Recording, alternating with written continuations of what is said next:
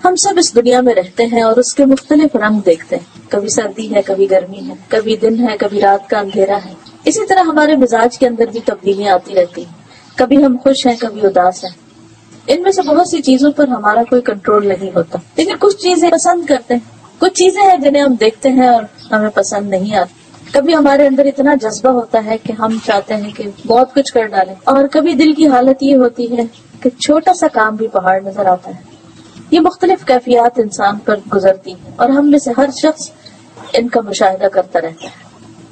یہ اتنی تبدیلیاں، ایک ہی زمین پر اتنے رنگ، انسان کی مختلف شکلیں، یہ سب کچھ اس لیے ہے کہ انسان کا امتحان لیا جائے، انسان کو آزما کر دیکھا جائے کہ وہ مختلف حالات میں کرتا کیا ہے۔ کیونکہ جب ہمارے اپنے اندر ایک خوشی کی کیفیت ہوتی ہے، ایک انرجی ہوتی ہے، تو ہمیں ہر کام آسان لگتا ہے اور ہم کرنا بھی چاہتے ہیں۔ صدقہ خیرات، دوسروں کی مدد، خدمت، بہت سی چیزیں کرتے ہیں۔ اور اگر مرضی نہیں ہوتی تو نیکی کے بڑے بڑے مواقع سامنے ہوتے ہیں اور ہم نہیں کرتے۔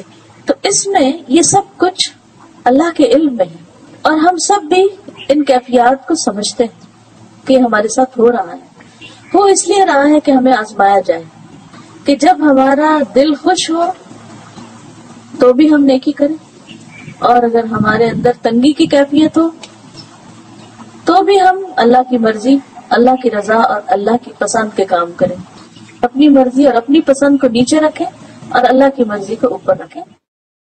ابن القیم کہتے ہیں کہ نماز میں 6 صفات منافقت کی علامت ہیں۔